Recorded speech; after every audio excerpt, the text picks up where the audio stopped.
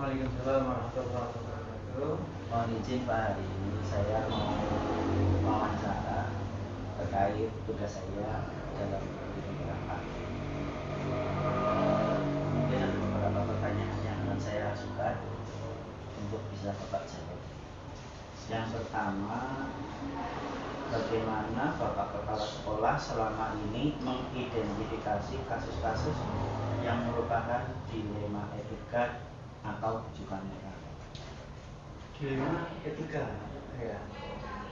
Yang jelas kita menganalisis dulu dari masing-masing bapak ibu guru, laporan, dan otomatis tidak langsung kita eksekusi iya atau tidaknya, tapi bagaimanapun saya tetap punya pertimbangan dari kurikulum, dari TU, kepegawaian dan lain sebagainya.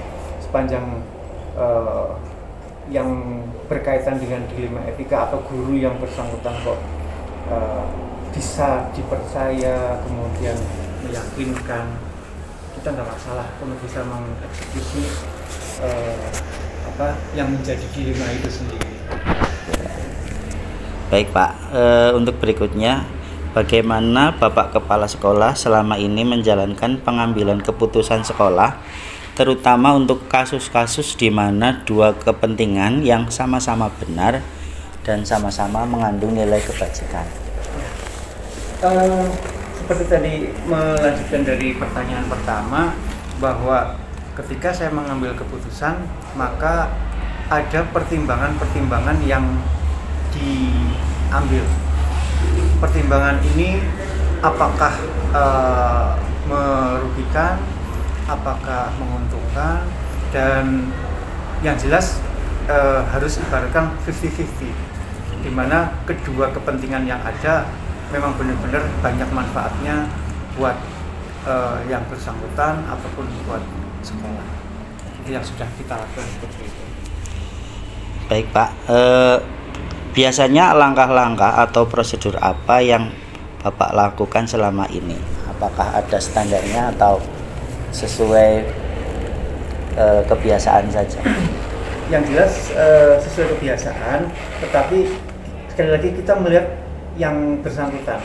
Ketika yang bersangkutan kok ibaratkan dalam rekam jejak yang baik, ya kita bisa mengakomodasikan lah untuk yang dilema itu. Tapi ketika yang bersangkutan kok agak meragukan dari pertimbangan-pertimbangan yang ada, itu sementara kita pending, tidak bisa kita eksekusi, tidak bisa kita ambil keputusan.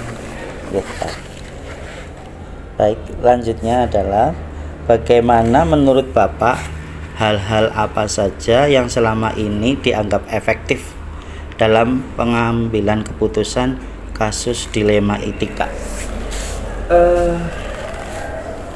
Yang dianggap itu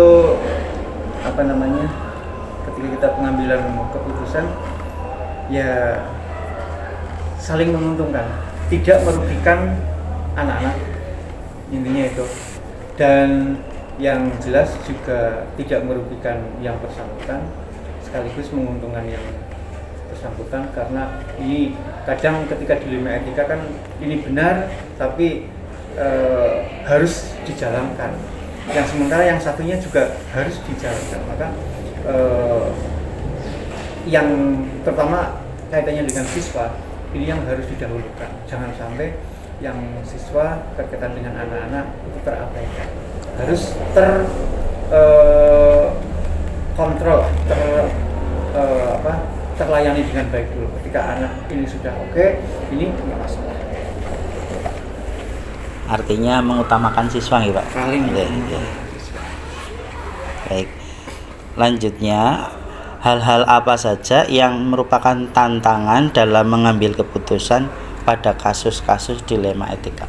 Tantangannya ketika yaitu tadi, ketika yang bersangkutan ini tidak bisa mengakomodasi siswa.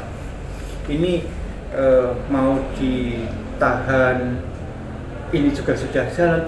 Akhirnya jenengan misalkan ketika ada tugas keluar misalkan yang bersangkutan, siswa harus diselesaikan dulu. Maka ketika pemberangkatan misalkan keluar, kita di sini ada yang sering keluar sih, keluarnya menunggu anak-anak selesai dulu. Itu kayak gitu. Jangan sampai, ini yang menjadi tantangan saya kan seperti itu. Aduh, waktunya bersamaan yang tidak bisa diiga-iguh kayak gitu. Gitu. Kalau jam pengganti juga mungkin bisa ya Pak? Jam pengganti memungkinkan, cuma ya waktunya itu karena mepet banget sih. Rata-rata yang kita gunakan adalah guru pengganti. Guru pengganti. Jadi ketika jamnya bareng sama ini, gabungkan aja. Jadi jamnya itu digabungkan. Kemudian yang guru ini materinya ini langsung ke sana ke sini. Paling kayak gitu. Mentok-mentoknya. Berikutnya Pak, apakah Bapak Kepala Sekolah memiliki sebuah tata kala atau jadwal tertentu untuk menyelesaikan satu kasus dilema etika? Apakah Bapak Kepala Sekolah langsung menyelesaikan di tempat atau memiliki jadwal untuk diselesaikan, baik bentuk prosedur? Kalau iya, kalau ada waktu yang harus dilampaui dengan waktu-waktu dengan sesuai jadwal, seperti apa dan bagaimana menjalankannya? Gitu ya, waktu ya. Yang jelas tidak bisa langsung dieksekusi. Ya, ketika ada kasus seperti itu, biasanya saya mengumpulkan tim. Ya, paling cepat ya 1 hari lah, paling cepat. Tapi kalau jadwal itu kita enggak. Tapi kayak semacam SOP gitu ya. Ketika ada dilema etika itu, maka saya memanggil tim, kira-kira ini mengganggu enggak proses yang kaitan dengan kurikulum, kesiswaan bagaimana. Ketika ada masukan-masukan kayak gini, 1 hari berikutnya paling cepat baru pengambilan keputusan yang dilakukan. Selanjutnya, apakah ada seseorang atau faktor-faktor yang selama ini mempermudah Bapak atau Bapak Kepala Sekolah dalam mengambil keputusan kasus-kasus dilema etika? Yang jelas ada. Jadi saya punya tim tersendiri yang kadang non formal juga. Jadi ketika ada formal, saya minta waka ini untuk menyampaikan permasalahan yang ada. Tapi kadang saya juga punya orang yang untuk menyelidiki, Mas, ini tolong diselidiki benar apa enggak, coba tanyakan ke teman-temannya atau apa, bagaimana benar enggak ini apa yang tertulis di situ, masalah ini benar enggak. Kadang kalau memang benar, ya itu menjadi bahan saya, tapi kadang ternyata juga menjadi bahan saya untuk menyampaikan keputusan yang ada.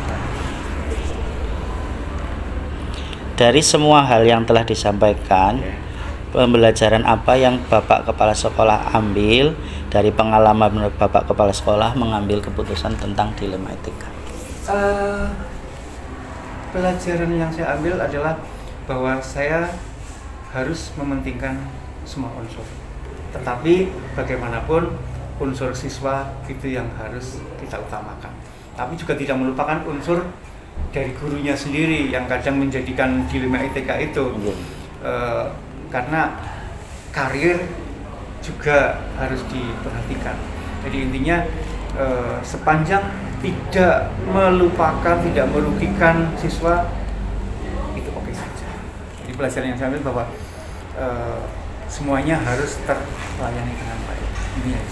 Oke, kayaknya pertanyaan saya sudah habis Pak. Terima kasih telah menerima wawancara saya. Gitu. Assalamualaikum warahmatullahi wabarakatuh.